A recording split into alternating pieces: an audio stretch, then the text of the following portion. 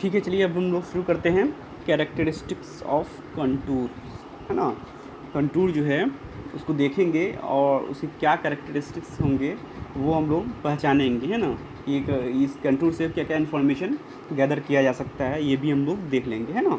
जैसे यहाँ पे एक हिल है, उसका कंटूर मैप बना हुआ है, किसी किसी पहाड़ एक पहाड़ी का कंटूर मैप बना हुआ है। यहाँ पे दिख रहा है कि सबसे अंदर में जो पॉइंट है, अंदर अंदर वाला जो कंटूर है वो 105 दिखा रहा है, उसके बाद वाला 100, उसके बाद वाला 95, उसके बाद वाला फिर 90, फिर 85, 80 दिखा रहा है ना। ये आप लोग को दिख रहा होगा यहाँ पे, है ना। सबसे अंदर वाला जो है ये 105 दिखा रहा है, उसके बाद वाला जो ये है ये 100 वाला दिखा रहा है ना, उसके बाद फिर ये 95 वाला दिखा रहा है। तो जाहिर सी बात है किसी पहाड़ी में जो है, पहाड़ में सबसे ऊपर वाला जो पॉइंट होता है, ऊपर का जो चोटी होता है, ये जैसे ये दिख रहा है कि ये जो एकदम सबसे ऊपर चोटी वाला हिस्सा है, तो उसका आरएल सबसे ज़्यादा होगा, 105 दिख रहा है यहाँ पे, तो वो ठीक है। उसके बाद वाले जो पॉइंट होंगे उसका आरएल कम होगा, तो ये भी हम लोग देख लिए कि ये दिख रहा है कि 100 इसका दिख रहा है। उसके बाद वाला और कम होगा तो 95 होगा, तो ये भी हम लोग को दिख रहा है, ठीक है। तो हम लोग को ये समझ में आ गया कि अगर नहीं भी लिखा रहता कि ये कोई हिल है, तब भी हम समझ जाते कि ये एक किसी हिल का ही जो है ये बना हुआ है, कंटूर मैप बना हुआ है ना। अगर अंदर में नीचे वाले ये जो है ये सबसे कम होता बाकी सबसे, तो समझ जाता है कि ये कोई पोखर होगा, नीचे में कम है, अंदर में, है ना, तो गड्ढा है। और ऊपर में अंदर में ये बीच में जो है, जो सबसे टॉप वाला जगह है, जो बीच में होगा सबसे टॉप वाला जगह होगा, है ना, या सबसे डाउन वाला जगह होगा, दो ही चीज़ हो सकता है। तो अगर ये वैल्यू अगर सबसे ज़्यादा है तो इसका मतलब कोई पहाड़ी का ये मतलब कंटूर मैप बना हुआ है। अगर ये वाला वैल्यू जो सबसे कम होता तो समझिए कि किसी पोखर का, पॉन्ड का, किसी अंदर धंसा हुआ जगह का, डिप्रेशन वाले जगह का ये आरएल है, ठीक है। तो ये चीज़ हम लोग समझ गए। अब इसमें ये भी दिख रहा होगा आप लोगों को कि ये 105 से 100 जो है, ये जो दूरी है ये बहुत जल्दी आ गया, है ना। फिर 100 से 95 वाला जो दूरी है ये थोड़ा सा उससे ज़्यादा दूर के बाद आया, है ना। फिर 100 से फिर 95 वाला थोड़ा और दूरी बढ़ा, फिर 95 से 90 के बीच में दूरी और दूरी ज़्यादा देर के बाद आया, है ना। फिर 90 से लेके 85 के बीच में बहुत दूरी बढ़ गया, है ना। तो आरएल का डिफरेंस तो सेम ही है 5 मीटर, लेकिन हॉरिजॉन्टल डिस्टेंस बहुत ज़्यादा बढ़ता जा रहा है। फिर 85 से 80 के बीच में और ज़्यादा बढ़ गया, है ना। तो इससे ये पता चल रहा है कि ऊपर में जो है कि खड़ी चढ़ाई रही होगी, है ना। तब ना आरएल बहुत जल्दी कम ही डिस्टेंस पे 105 से 100 मीटर जो है, कम ही हॉरिजॉन्टल दूरी पे आरएल का डिफरेंस जो है बहुत जल्दी चेंज हो गया, है ना। 5 ही मीटर सब जगह, ये वर्टिकल डिस्टेंस तो सब जगह 5 ही मीटर है ना। यहाँ पे दिख रहा है कि कंटूर इंटरवल जो है 5 मीटर है, तो वर्टिकल डिफरेंस तो 5 ही मीटर है। तो यहाँ पे ये दिख रहा है कि कम हॉरिजॉन्टल ही दूरी पे, कुछ ही दूर पे 5 मीटर वाला गैप आ गया, है ना, आरएल का। इसका मतलब कि ऊपर में जो है एकदम टॉप में खड़ी चढ़ाई है। उसके बाद जो है नीचे वाला जो है बाद में पहाड़ जो है थोड़ा सा फ्लैट होता हुआ गया है, ये चीज़ दिखा रहा है यहाँ पे, है ना। हम लोग को ये चीज़ समझ में आई है ना। यही बात यहाँ पे इसको देख के हम लोग को ये सब इन्फॉर्मेशन गैदर हुआ, यही बात लिख रहा है कि in figure 6.2 the contour lines are closer near the top. Contour line जो है एक दूसरे से बहुत नियरर है, वो टॉप के पास, टॉप ऑफ ए हिल और हाई ग्राउंड, है ना, ऊंची जगह पे जो दिख रहा है हम लोग को कि वो क्लोजर है। एंड वाइडर है, कहाँ वाइडर कहाँ पे है, दूर दूर कहाँ पे है, नियर द फुट। ये जो है ये सब एरिया जो है कोई पहाड़ी का फुट होगा, है ना, उसका नीचे वाला हिस्सा होगा, और ये जो है पहाड़ी का टॉप है ना। तो यहाँ पे कंटूर इंटरवल बहुत नज़दीक दिख रहा है ना, और यहाँ पे थोड़ा दूर दूर दिख रहा है कंटूर इंटरवल। तो ये क्या इंडिकेट करता है, this indicates a very steep slope toward the peak. ऊपर में जो है पीक पे जो है स्टीप स्लोप है, और लेकिन नीचे में वो फ्लैटर है। पहाड़ जो है अपने नीचे की तरफ जो है इस जगहों पे फुट जो पहाड़ का बोलते हैं, वहाँ पे वो थोड़ा फ्लैट है, इसलिए जो है हम लोग को कंटूर इंटरवल थोड़ा दूर दूर दिख रहा है। तो कंटूर इंटरवल अगर दूर दूर दिखेगा, इसका क्या मतलब हुआ, ये हम लोग समझ गए। कंटूर अगर नज़दीक दिख रहा है तो हम लोग क्या मतलब हुआ इसका, मतलब कि एकदम फ्लैट चढ़ाई है ना, ये सॉरी स्टीप चढ़ाई है, तो ये मतलब हुआ, ये समझ गए हम लोग। फिर कंटूर के अगर पिक पॉइंट पे अगर आरएल ज़्यादा है, कंटूर के बीच में जो वाला पॉइंट है उसका आरएल ज़्यादा है बाकी सबसे, तो इसका मतलब हम समझ गए कि वो हिल को बता रहा है। अगर वो पॉइंट का आरएल जो है सबसे कम होता बाकी के हिसाब से, तो वो समझ जाते हैं कि हम वो बॉन्ड होगा, पोखर होगा, है ना। तो ये चीज़ हम किसी भी कंटूर को देख के हम ऐसा ये सब इन्फॉर्मेशन गैदर कर सकते हैं ना, समझ सकते हैं। अब यहाँ पे दिख रहा होगा कि देखिए ये जो पॉइंट है,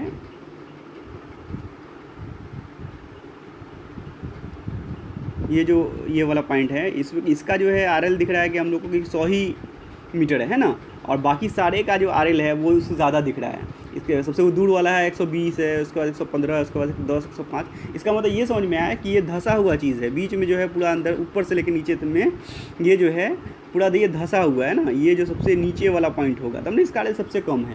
तो ये एक पोखर है, ये समझ में आया, ठीक है। लेकिन उसके बाद ये भी समझ में आ रहा है कि 100 से 105 बहुत दूर है ना, ये दूरी ज़्यादा है। लेकिन उसके बाद जो है बाकी जो ऐसा नज़दीक होता जा रहा है, ये सब जो है इधर के जो कंट्रोल लाइन्स हैं वो एक दूसरे से नज़दीक हैं। लेकिन जितना अंदर की तरफ जा रहे हैं हम लोग, तो ये दूरी जो है बढ़ रही है ना, इसकी दूरी जो है, तो यहाँ पे ये दूरी काफ़ी ज़्यादा थी, फिर घटता गया। इसका ये मतलब हुआ कि ये एक पोखर है, ये तो समझ में आ गया। लेकिन इस पोखर में जो है स्टार्टिंग में जो है थोड़ा सा स्टीप स्लोप है ना, गड्ढा जल्दी आया है। अब बाद में जाके जो है स्लोप घटना शुरू हुआ है, अंदर में थोड़ा फ्लैट टाइप का है, ये चीज़ समझ में आया। जनरली ऐसा होता भी है ना। कोई कटोरा या प्याला या कोई पोखर जो है वो क्या होता है, स्टार्टिंग में थोड़ा सा ज़्यादा स्लोप दिखता है, उसके बाद अंदर में जो है आके लगभग वो फ्लैट ही हो जाता है बीच के एरिया में, है ना। RL उसका बहुत कम चेंज होता है, ठीक है। तो ये चीज़ शो कर रहा है। तो यहाँ पे दिखा रहा है इस फिगर में, the contour lines are closer near the bank of a pond. ये दिख रहा है कि क्लोजर है ना, यहाँ पे बैंक में, मतलब पोखर का ये सबसे आउटर एरिया है ना, तो ये पोखर का किनारा हो गया। तो ये कंटूर लाइंस जो है क्लोज हैं पोखर के बैंक के पास, है ना, और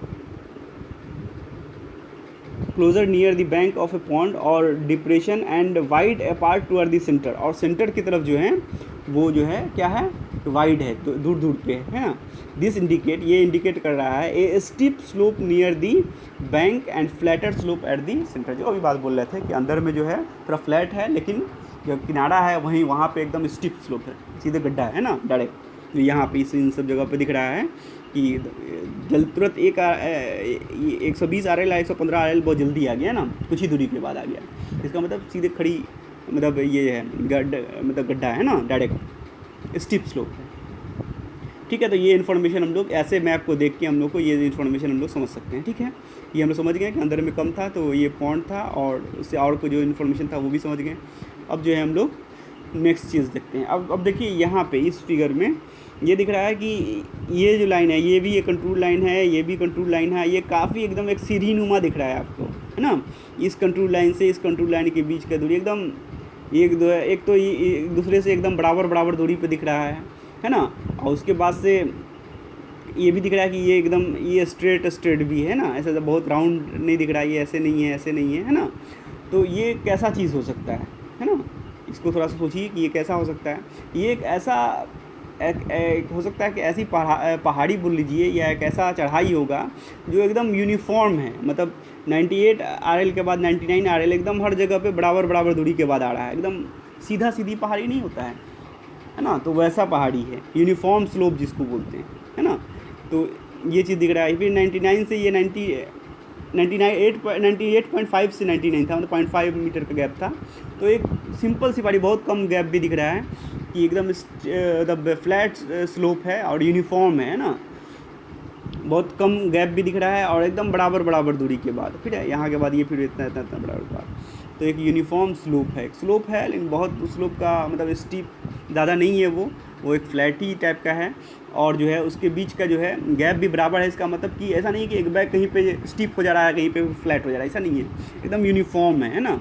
ये चीज़ अगर ऐसा दिख रहा है तो इसको हम बोलेंगे यूनिफॉर्म स्लोप, है ना। यहाँ पे ये यूनिफॉर्म स्लोप दिखा रहा है। Uniformly spaced contour lines indicate a uniform slope. Uniformly spaced मतलब बराबर, स्पेस मतलब दूर पे, मतलब बराबर दूरी अगर दिखा रहा है ना, यहाँ पे देखा है ना, हर जगह पे एकदम बराबर दूरी पे है। ऐसा होता नहीं है, थोड़ा सा ये ऐसे होगा तो ये फिर थोड़ा सा ऐसे है ना, तो ये भी सट जाता है, ये भी दूर हो जाता है।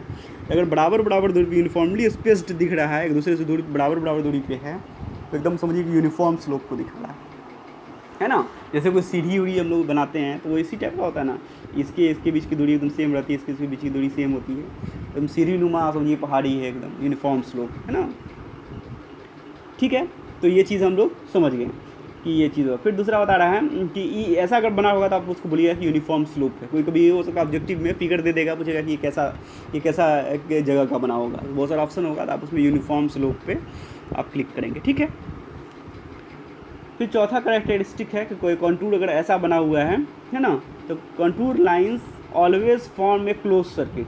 कंटूर लाइन जो है हमेशा जो है क्लोज सर्किट बनाता है, ठीक है। तो इसमें हो सकता है आपको सुने होंगे कि यहाँ पे तो क्लोज सर्किट नहीं था, ये जो था है ना, तो ये फिर क्या बात बोला तो अभी बताते हैं। Contour lines always form a closed circuit, है ना, always form a closed circuit, but these lines may be within और outside the limit of the map. तो होता तो हमेशा जो है कंटूर लाइंस होता है वो क्लोज सर्किट ही होता है।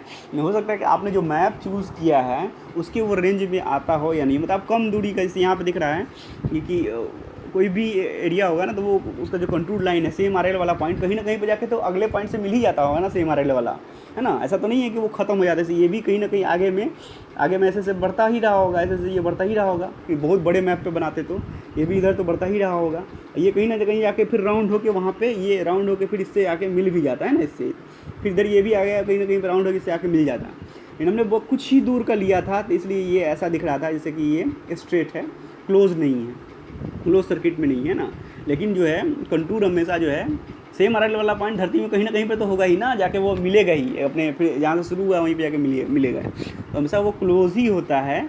लेकिन जो है वो हम लोग कितने दूर का मैपिंग कर रहे हैं उस पर डिपेंड कर रहा है। इसमें दिख रहा है कि इसने इतने ही दूर का मैपिंग किया है, तो ये सारे जो पॉइंट हैं ये बाहर हो गए, है ना, ये सारे पॉइंट बाहर हो गए, ये सारे पॉइंट बाहर हो गए। तो यहाँ पे ये लग रहा है कि ये ख़त्म, ये ऐसा ही रह गया है ना, स्ट्रेट ही रह गया, क्लोज नहीं हुआ, लेकिन ऐसा नहीं है, क्लोज होगा ही, बस हमारे वो मैप से बाहर है ना। तो इस टाइप से ये बात है कि हमेशा क्लोज ही होता है, लेकिन वो हमारे मैप के अंदर या मैप के बाहर हो सकता है, इस बात को ये बता रहा है। जैसे हम यहाँ ये जो दिख रहा है, ये लग रहा है कि हम लोग इतना ही दूर का अगर हम लोग मैपिंग किए होंगे तो उसमें ये ऐसे से आ गया होगा। ये तो फिर भी तिरछा है, थोड़ा सा दूरी चेंज हो रही है। तो अगर ये मान लो कि यहाँ पर एकदम इस जगह पर एकदम सीधा होता तो ये इसको ही इंडिकेट करता। इतनी दूर पे वो स्ट्रिप मतलब यूनिफॉर्म स्लोप रहा होगा, फिर बाकी इधर जाके वो चेंज हो गया होगा, हो सकता है। तो हमेशा जो है कंटूर जो है हमेशा एक क्लोज सर्किट ही बनाता है, भले वो हमारे जो जितने एरिया में कर रहे हैं वो उतने एरिया में है या उससे बाहर के रेंज में अगर आ गया तो हमको हो सकता है कि वो क्लोज नहीं दिखेगा, लेकिन होता वो एक क्लोज सर्किट ही होता है ना। कंटूर लाइन जो हमेशा क्लोज सर्किट ही होता है, तो ये भी हम लोग को ध्यान में रखना होगा, है ना।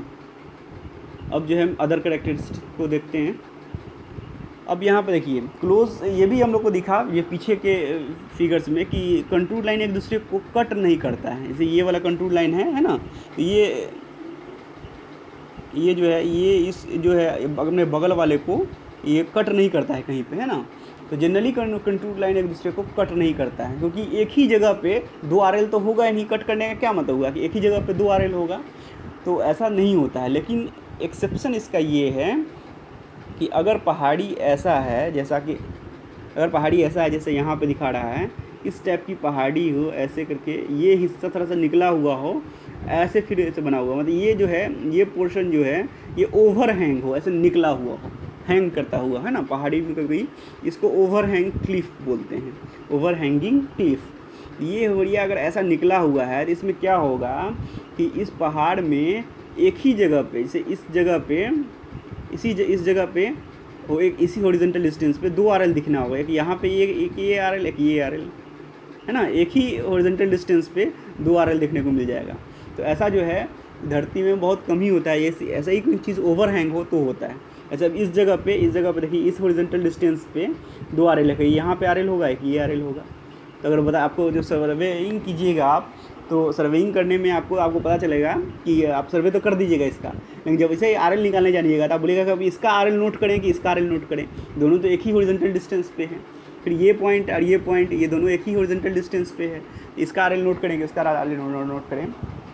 उसमें होता है कि जब उसका हम लोग जो ये बनाते हैं, जब कंटूर मैप बनाते हैं, तो एक दूसरे से क्रॉस कर जाता है।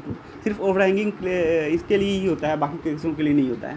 जैसे मान लो कोई क्रॉस सेक्शन आपने यहाँ पे ऐसे लिया होगा, है ना, एक क्रॉस सेक्शन यहाँ पे लिया होगा, इन दोनों का जो है कंटूर मैप बनाया उसने।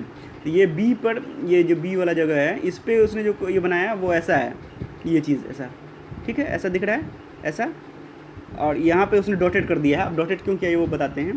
फिर ए पे जो उसने कंटूर लाइन बनाया है ना, वो ऐसा है, यहाँ दिख रहा है ना, ऐसे ए पे बनाया है, ए पे, तो ये ऐसे है, ऐसे ये ऐसे बनाया है। तो अब ए वाला ए पे ए मतलब ये ए रहा होगा, ए डैश रहा होगा, ये बी डैश रहा होगा। तो ए डैश वाले जगह पे जो कंटूर बनाया उसने, तो वो वाला और BB डैश पे जो बनाया वो वाला है, वो एक दूसरे से एक जगह पे दिख रहा है कि यहाँ पे कट कर रहा है। तो जहाँ पे भी कट कर जाएगा तो जो ओवरलैप कर रहा है जो पोर्शन है ना, एक दूसरे के अंदर घुस रहा है, तो उसको डॉटेड दिखाते हैं। तो वो समझिए कि अलग वो डॉटेड से ये समझ में आ जाएगा कि उतने दूर पे क्या हुआ कि एक ही जगह पे 2-2 RL मिल रहे हैं, है ना। यहाँ से यहाँ का वाला जो पोर्शन होगा, ये जो पोर्शन है ये उसको इंडिकेट कर रहा है, ठीक है। तो ये हम समझिए कि हम इसका मतलब है डॉटेड दिखा रहा है, अगर क्रॉस कर रहा है कंटूर तो और बीच में डॉटेड है तो वो समझ जाइए कि ओवर हैंगिंग क्लिफ है, और वही उसी एरिया में जो है वो क्लिफ जो है बाहर निकला हुआ है, उतना पोर्शन जो है बाहर निकला हुआ है इसका, ठीक है। ठीक है, ये समझ गए हम लोग। तो ये एक्सेप्शन है कि जनरली जो है कंटूर एक दूसरे को ओवरलैप नहीं करता है, लेकिन अगर कर रहा है तो वो ओवर हैंगिंग क्लिफ होगा, है ना, एक दूसरे को कट नहीं करता है।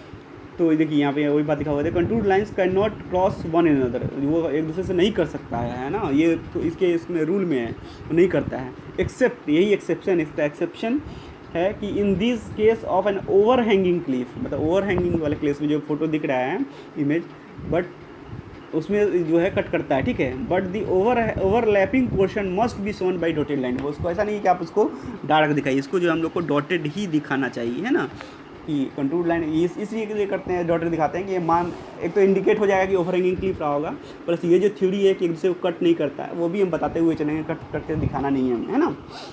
तो ये चीज़ हो गया कि कंटूर जो है, लाइन्स जो है हमेशा जो है ऐसे क्लोज सर्किट होता है और एक दूसरे को कट नहीं करता है। अगर कहीं पे कट कर गया, कोई अगर ऐसे आके ऐसे कट कर गया तो जो है हम ये मानेंगे वहाँ पे ओवर हैंगिंग क्लिफ रहा होगा, ठीक है।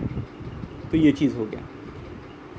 अब जो है हम नेक्स्ट कैरेक्टरिस्टिक देखते हैं हम लोग, है ना।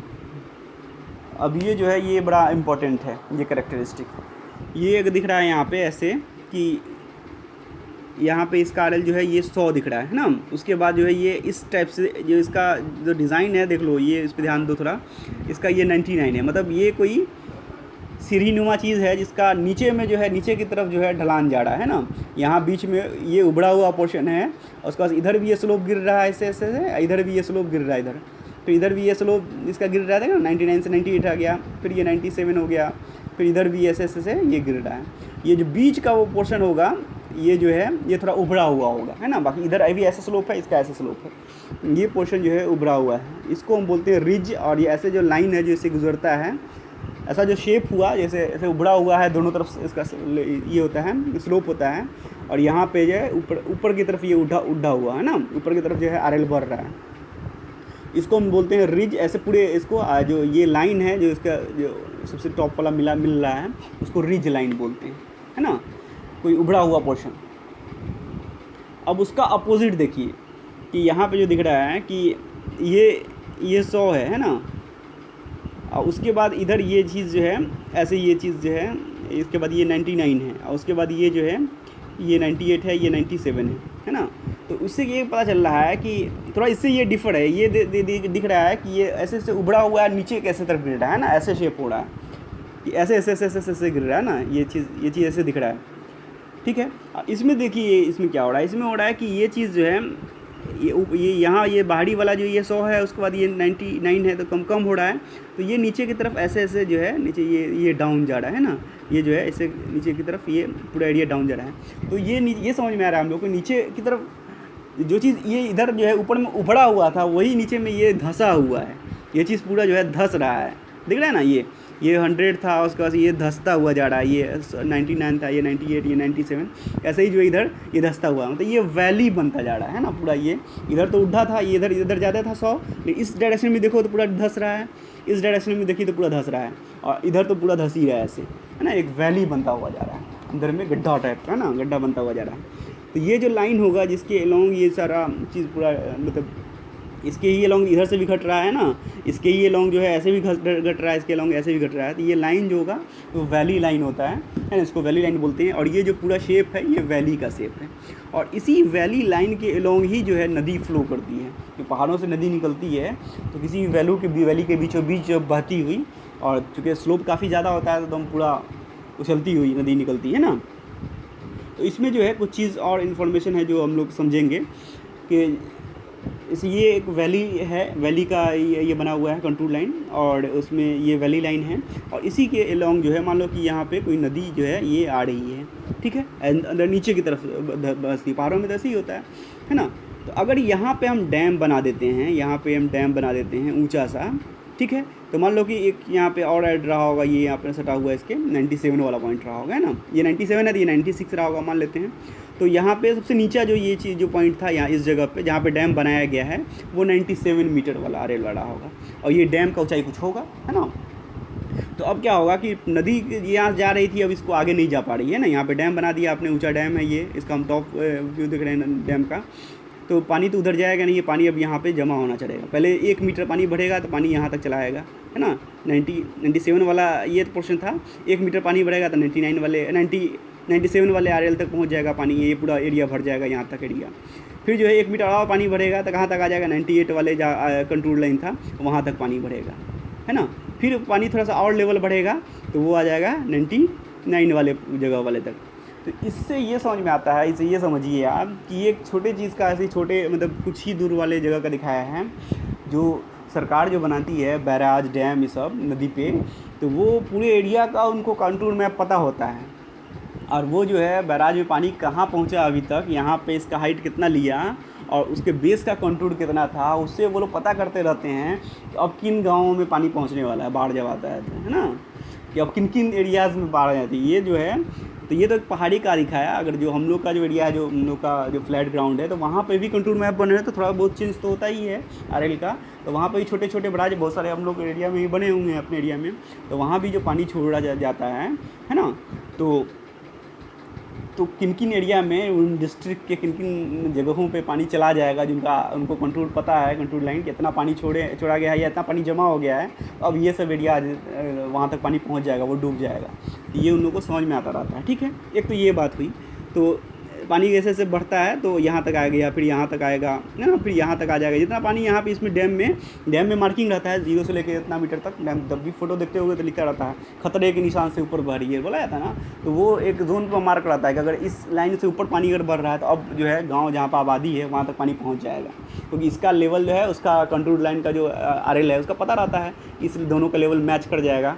तो वहाँ पर जो है वो मार्क कर दिया रहता है, इतना तक अगर खतरे के निशान आ जाएगा तो अब गाँव का जो कंट्रोल का आरएल है वहाँ तक पहुँचेगा, तो वो बता देते हैं कि खतरे के निशान से अब ऊपर नीचे, इस तरह से वो डिसाइड कर लेते हैं ना। ये इससे ये फ़ायदा होता है, ये देखिए कंट्रोल लाइन अगर मैप बना हुआ है तो थोड़ा थोड़ा लेवल बढ़ने पे हमको पता चलेगा अब यहाँ तक जाएगा, इसके बाद जो कुछ होगा पॉइंट और बढ़ेगा तो यहाँ तक जाएगा पानी, ठीक है। एक तो ये समझ में आ जाएगा कि हम लोग कहाँ कहाँ तक जाने वाला। दूसरा ये हम लोग को इन्फॉर्मेशन भी गैदर हो जाएगा कि इसमें अगर मान लो कि पानी जो है यहाँ तक डैम का हाइट कुछ होगा, मान लो कि 100 मीटर है, तो ये 100 मीटर हाइट के लिए पानी कहाँ तक पहुँच सकता है ये भी हम लोग को पता चल जाएगा। तो उन एरिया को पहले ही डैम बनने से पहले ही जो है ऐसे भी छोटा मोटा अगर गाँव होगा तो खाली करा लिया जाता है, क्योंकि डैम का जो अपना हाइट है मैक्सिमम वहाँ तक तो पानी जमा होता ही है, तो उसका पानी कहाँ कहाँ तक जाएगा तो कंट्रोलिंग करके हम लोग जो है ये बना लेते हैं कि ये डैम का अपने टॉप पोर्शन जो है उसका आरएल ये होगा, उतने कंट्रोल वाले आरएल तक पानी तो जाएगा ही, है ना। तो वो जो है खाली करवा लिया जाता है ऐसे भी, है ना, मतलब बाढ़ की स्थिति के लिए नहीं, जो जहाँ पहाड़ों में डैम बनता है तो ऑलरेडी डैम बनने के साथ ही गाँव को खाली करवा दिया जाता है, उनको शिफ्ट कर दिया जाता है, ठीक है। तो उसके बाद ये काम तो हो गया, अब डैम पूरा फुल होगा, वहाँ तक पानी भरेगा, तो कितना पानी भर सकता है डैम, तो ये जो है जो जहाँ तक पानी भर जाता है उसको रिजर्वायर बोलते हैं। ये डैम हो गया और ये रिजर्वायर हो गया, तो कितना पानी फुल होगा ये भी हम लोग जो है पता कर लेते हैं कि कितना वॉल्यूम है पानी। अभी हम लोग पता करें कंट्रोल मैप से हम वॉल्यूम भी निकाल सकते हैं, तो कितना पानी का वॉल्यूम जो है जमा होगा ये भी पहले ही डिसाइड हो जाता है ना। तो इससे रिजर्वायर का कैपेसिटी समझ में आता है। ये जो है डैम है ना, ये डैम है और ये जो है हम लोग का रिजर्वायर है ना, ये पानी रिजर्व होता है यहाँ पर। तो इस पानी को जो है साल भर बारिश हुई यहाँ तक पूरा जब पानी जमा हुआ तो उसको हम लोग इरिगेशन में यूज़ करते हैं, इसको पीने साफ़ करके पीने के काम में ही लेते हैं, इससे बिजली भी पैदा होती है ना। तो ये सारा काम होता है, ये छोटा मोटा पर्पज़ से नहीं कंट्रोलिंग किया जाता है, ठीक है। तो ये समझ में आ गया हम लोग को कि वैली कैसे कब बोलेंगे और रिज लाइन कब बोलेंगे, है ना। अगर धंसता हुआ हो तो ये वैली हो गया है ना, और ये नीचे तो जा रहा है लेकिन इसमें दिख रहा है कि एकदम धंस नहीं रहा है, स्लोप बस यहाँ पे ऐसे डाउन है ना। ये वाला बीच वाला पोर्शन थोड़ा उबड़ा ही हुआ होगा, लेकिन यहाँ पे दिख रहा है कि बीच वाला पोर्शन थोड़ा धंसता हुआ है ना, ठीक है। इधर ऐसे ये सब धंस रहा है, इधर इस तरफ डाउन, लेकिन इसमें ये नहीं दिख रहा है कि इस तरफ धंस रहा है ना, इसमें ये नहीं दिख रहा है कि इसके इस लाइन के लॉन्ग धंस रहा है, ऐसा नहीं है, धंसता इस तरफ हुआ है ना, इस तरफ धंसता हुआ है, इसको हम रिज बोलेंगे। और यहाँ पे दिख रहा है कि धंसता इस लाइन के ही ये लॉन्ग है ना, इस लाइन के लॉन्ग कम हो रहा है, धंस रहा है ना, तो इसको वैली बोलेंगे, ठीक है, तो ये चीज़ हो गई। तो इसमें देखिए लिखा हुआ है when the higher values are inside the loop it indicate the ridge line. अगर इनसाइड जो है हायर वैल्यू है एंड द बीच यहाँ ये बीच में जो वैल्यूज़ हैं वो सब अगर ज़्यादा हैं तो वो जो है जैसे यहाँ से ये चीज़ ज़्यादा है ना, इस दिख रहा है ना, इधर कम हो रहा है, इधर तो ठीक ही है, तो ये रिज लाइन बोला जाएगा इसको। When the lower values are inside the loop तो इसको इंडिकेट है valley line. Contour lines crosses the value line at right angle, है ना, ठीक है। तो ये सब जो लाइन होता है ना वैली लाइन बोला जाएगा, और ये कंटूर लाइन है, तो एक दूसरे को जहाँ पे कट करता है वो समझिए कि एक दूसरे को टेंजेंशियल होता है ना, ये चीज़ जो है ऐसे ये इसको कट करेंगे, ये परपेंडिकुलरली कट करता है एक दूसरे, ठीक है। यहाँ पे अगर टेंजेंशियल लाइन खींचेंगे तो वो वैली लाइन के एकदम परपेंडिकुलर होगा, तो ये बात बता रहा है, ठीक है। Contour lines cross the valley line at right angle, ठीक है। यहाँ पे भी जो इसका भी जो कंटूर लाइन होगा वो एक दूसरे पर राइट एंगल ही कटेगा। जैसे ये लाइन ये जो है इस जगह पर जहाँ पे कट किया है, अगर यहाँ पे अगर टेंजेंशियल खींचेंगे तो ये इस जगह पे, तो ये इसका जो टेंजेंट होगा और ये एक दूसरे पर परपेंडिकुलर है ना, तो वो चीज़ ठीक है। इसको भी हो सकता है पूछा जा सकता है कि वैली लाइन और कंटूर लाइन एक दूसरे पर क्या होता है, पैरेलल होता है कि परपेंडिकुलर होता है, क्या होता है ना, तो ये बात आप बता सकते हैं, ठीक है। अब जो नेक्स्ट है इस कैरेक्टरिस्टिक्स वो ये है, जैसे यहाँ पे दिख रहा है कि इन दोनों इसको देखेंगे हम लोग तो ये 100 मीटर है, 99 है, उसके बाद फिर 98 है, तो अंदर में कम है, इसका मतलब कि डिप्रेशन है। डिप्रेशन मतलब कि धंसा हुआ, यहाँ पे ये डिप्रेशन बोल रहा है इसको, मतलब 100 है फिर उसके बाद 99 है फिर 98 है, मतलब अंदर में ही कम है, इसका मतलब ये पॉन्ड होगा, मतलब डिप्रेशन होगा, धंसा हुआ है ना। और यहाँ पे दिख रहा है कि बाहर में ही कम है अंदर में ज़्यादा है ना, RL का वैल्यू, इसका मतलब ये उभड़ा हुआ बीच में जो है उभड़ा हुआ है, तो मतलब क्या होगा, वो पहाड़ी होगा, समिट बोलते हैं इसको। ये वर्ड यूज़ कीजिए कि पहाड़ी में जो ये होता है, मतलब उभड़ा हुआ चीज़ को हम लोग समिट बोलेंगे और किसी धंसे हुए चीज़ को हम लोग डिप्रेशन बोल देंगे। तो अगर RL अंदर में कम है तो मतलब वो पॉन्ड होगा और वो डिप्रेशन होगा, और RL अंदर में ज़्यादा है 100 है तो वो एक हिल एरिया को सर्व करेगा, इसको हम समिट बोलेंगे। तो ज़रूरी नहीं कि पहाड़ी जैसा कोई चीज़ हो, कोई भी उड़ा हुआ चीज़ होगा तो समिट बोलेंगे, ठीक है। तो इसके बारे में लिखा हुआ है series of close contours, A series of close contour always indicate a depression और समिट। क्लोज कंटूर है, अगर पूरा ही क्लोज कंटूर दिख रहा है आपके, और कुछ दूर मान लो इतना दूर देखोगे तो वो एक अलग बात है, लेकिन अगर पूरा ही क्लोज कंटूर अगर दिख रहा है, क्लोज सारे कंटूर्स दिख रहे हैं जैसे यहाँ पे इन दोनों में, तो वो हमेशा किसी न किसी एक या तो समिट को दिखाता होगा या डिप्रेशन को, या तो किसी धंसे हुए चीज़ को दिखाता होगा, किसी उभरे, मतलब ज़मीन तो ऐसी होती ही है ना, या तो कहीं धंसी हुई होगी या उभड़ी होगी। फ्लैट ग्राउंड को भी अगर पूरा जूम करके देखो तो थोड़ा बहुत उभी या तो धंसा होगा, कहीं पर ऊबड़ खाबड़ होता ही है ना। तो अगर इस टाइप का है तो वो ये डिप्रेशन होगा, इस टाइप का होगा तो समिट होगा। इसी बात बोलिएगा the lower values being inside the loop indicate depression. अगर लोअर वैल्यू अंदर में है तो वो डिप्रेशन शो करता है, and the higher values being inside, अगर हायर वैल्यू अंदर में है तो वो इंडिकेट करता है समिट को, इंडिकेट समिट, ठीक है। तो ये बात हम लोग समझ गए, समिट और डिप्रेशन। अब ये दिख रहा है कि अगर ये लाइन दिख रहा है तो ये सारा रिज लाइन टाइप का आपको दिख रहा होगा, यहाँ पे ये 100 है ना, ये फिर 95, ये 90 है ना, इस टाइप से बने हुए हैं, तो ये इस टाइप का ये रिज लाइन दिख रहा है। यहाँ पर भी इसी तरह ये 100 है, ये 95 है, तो यहाँ पे ये भी एक रिज लाइन दिख रहा है ना। फिर यहाँ पे भी इधर भी ऐसे ही दिख रहा है, ये सारा जो है रिज लाइन है, मतलब 4 पहाड़ियाँ जो हैं जिनका उभड़ा हुआ पोर्शन, रिज बोलते थे ना उसको, वैली नहीं रिज टाइप का, और बीच में ये वैली होगा है ना इनके बीच में, तो ये चारों तरफ से मान लो पहाड़ी हो, बीच में ये पोर्शन जो है इस टाइप का ये धंसा हुआ होगा है ना, अंदर गड्ढा है, इसको सैडल बोलते हैं। अगर इस टाइप का कहीं पे आपको मैप समझ में आ गया तो ये समझिए कि ये चारों तरफ से पहाड़ियाँ थी और बीच में कोई गड्ढा वाला जगह है, तो इसको क्या बोला जाता है, तो इसको सैडल बोलते हैं, SADDLE, ठीक है ना।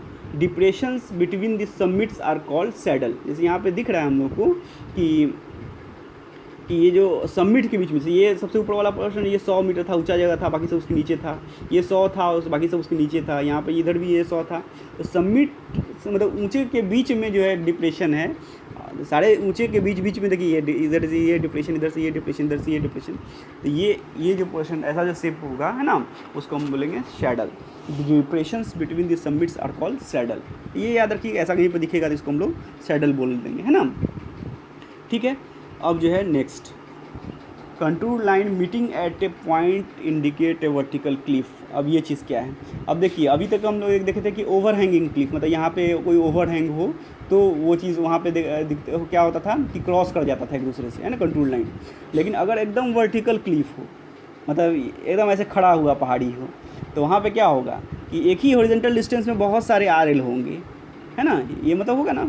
अब इसमें देखिए अगर यहाँ पे कोई क्रॉस सेक्शन हो, यहाँ पे कोई क्रॉस सेक्शन हो, यहाँ पे कोई क्रॉस सेक्शन हो, इस सब का अगर कंटूर बनाया जाए, मतलब हर एक 1-1 मीटर पे या 5-5 मीटर के कंटूर इंटरवल ले लेके अगर ये बनाया जाए कंटूर मैप, तो क्रॉस सेक्शन लेने का मतलब यही हुआ ना वर्टिकली कि ये कंटूर इंटरवल हो जाएगा ना, उतना उतना मीटर के गैप हो जाएगा। तो सब जगह पे देखो, सब यहाँ पे ये बनाया ऐसे कंटूर मैप, यहाँ पे ऐसे आके मिल गया, फिर इसी जगह पे ऐसे यहाँ पे बनाया, तो फिर यहाँ पे ये ऐसा, ये ओवरलैप कर रहा है एक दूसरे से, है ना। ओवरलैप नहीं मतलब एक दूसरे से मीट कर जा रहा है, मतलब कट नहीं कर रहा है, एक दूसरे में मीट कर रहा है। अगर ऐसा कहीं पे हो रहा होगा तो समझिए कि वर्टिकल क्लिफ है, मतलब एक जगह पहाड़ी एकदम सीधा खड़ा हुआ है, तो बाकी क्लोज कंटूर ऐसे आएगा, लेकिन यहाँ पे एक दूसरे से मिल जाएगा, यहाँ पे फिर आके ऐसे मिल जाएगा, क्योंकि एक ही जगह पे जो है बहुत सारे RL हो जाएंगे, एक ही हॉरिजॉन्टल डिस्टेंस पे बहुत सारे RL हो जाएंगे। तो अगर कहीं पे आके मिल जा रहा है ना, ये जो कंटूर से एक दूसरे से आके मिल रहे हैं एक ही जगह पे, मतलब कोई हॉरिजॉन्टल इक्विवेलेंस कुछ भी नहीं है वहाँ पे, तो समझिए कि हॉरिजॉन्टल इक्विवेलेंस नहीं है, मतलब दो कंटूर के बीच में कोई दूरी नहीं है, इसका मतलब वो वर्टिकल, है ना, वर्टिकल क्लिफ है ना, ये वर्टिकल क्लिफ है ऐसा से। तो ठीक है, ये तो हमको सिर्फ से ही दिख रहा था हम लोग को, तो एक ये भी इन्फॉर्मेशन हो गया, है ना। तो एक ये कैरेक्टरिस्टिक भी हम लोग जान गए।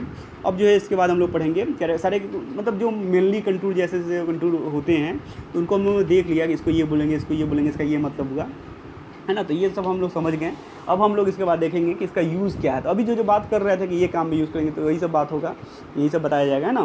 तो यूज़ देखेंगे और उसका ऑब्जेक्टिव देखेंगे, और उसके बाद फिर हम लोग जाएंगे कि ये कंटूर जो है, ये तो अब तो ठीक है, ऐसा होता है, ऐसा होता है, ये सब बोलेंगे, इसको बनाएंगे कैसे, इसको ड्रॉ कैसे करेंगे, फील्ड में क्या काम करेंगे और यहाँ पे क्या काम करेंगे, ये हम लोग पढ़ेंगे। ठीक है, ये सब हम लोग नेक्स्ट वीडियो में देखेंगे।